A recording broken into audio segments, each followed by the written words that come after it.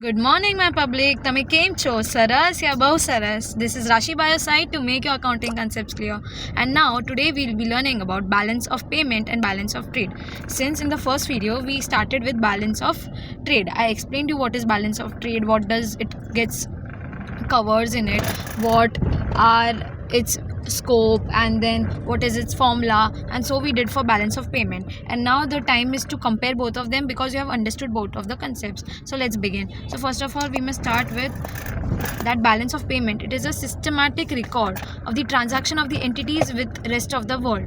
If a nation's entities undergo any of the transactions with the rest of the world, that is the foreign countries, all those systematic record irrespective the nature of transaction it is. For example, be it capital nature transaction, be it revenue nature transaction, be the transaction related to goods, or be the transaction related to services, all those are covered in balance of payment. Whereas balance of trade, it is just a difference between exports and imports. And as we all know, a country does exports or imports of only goods.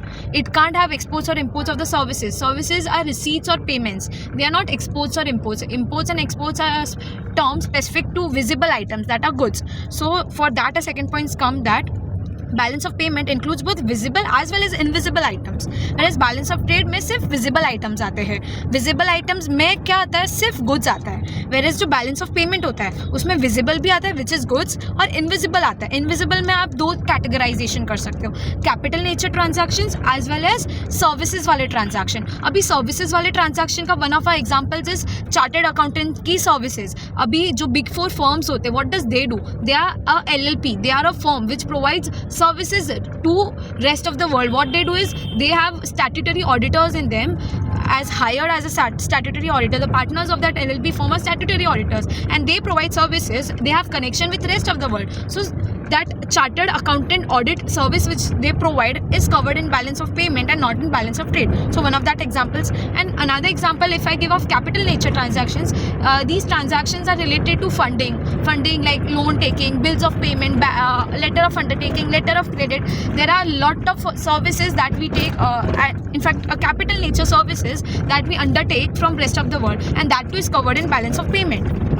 So next point goes that it is inclusive of capital nature transaction, but the balance of trade is exclusive of capital nature transaction. And now, since we know that now a balance of payment has goods, has services, have capital nature transaction, and BOT has only goods. So that means itself means that BOP is wider than BOT, of course, and BOT is narrower than BOP, and BOT includes and is a scope, as a part of BOP.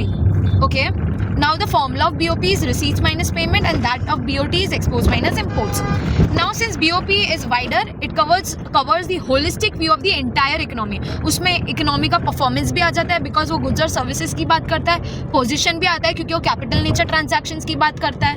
Whereas जो BOT होता है वो partial economic status बताता है एक country का, वो सिर्फ गुड्स के रिलेटेड बताता है. अगर मैं आपको बोलूँ कि हमारे एक्सपोर्ट ज़्यादा है इम्पोर्ट से, तो मैं सिर्फ एक आधा पार्ट बोल रही हूँ हमारे कंट्री की इकोनॉमी का, क्योंकि मैं उसमें कंसिडर ही नहीं कर रही हूँ सर्विसेज. शायद हमारे गुड्स का लेन देन कम होगा पर हम लोग सर्विसेज प्रोड्यूसिंग कंट्री है, हम लोग कैपिटल इंटेंसिव से ज़्यादा लेबर इंटेंसिव कंट्री है जो अपने लेबर के थ्रू सर्विसेज भेजते हैं. तो वो एक होलिस्टिक व्यू होता है जो BOT नहीं बता पाता है. अभी एक BOT के पास दो बैलेंसेस होते हैं, या तो वो फेवरेबल होगा या तो वो अनफेवरेबल होगा. फेवरेबल मतलब कैसा, जहाँ पर एक्सपोर्ट ज़्यादा है कि इम्पोर्ट से, क्योंकि कंट्री को क्या चाहिए, एक्सपोर्ट्स ज़्यादा चाहिए. एक्सपोर्ट्स क्यों ज़्यादा चाहिए? क्योंकि उसे फॉरेक्स मिलेगा और उस फॉरेक्स से वो अपनी कंट्री की इकोनॉमी को बढ़ा पाएगा, अपनी कंट्री को फंड कर पाएगा और उसका उतना ही ग्लोबल लेवल पे पोजिशनिंग ज़्यादा हायर और सोफिस्टिकेटेड होगी. वेयरएज जो बैलेंस ऑफ पेमेंट होता है उसमें गुड्स आते हैं, सर्विसेज और कैपिटल नेचर. तो it's basically in ideal nature is receipts minus payments, and receipts in the sense if more goods you receive, the more payment you have to do. So it's in a way net offing, balancing each other, and it has no balance as such, which is in case of BOT, which is favorable and unfavorable, whereas BOP has no balance. It has net balance is equals to 0. That is receipts is equals to payment. The last and the foremost point is settlement.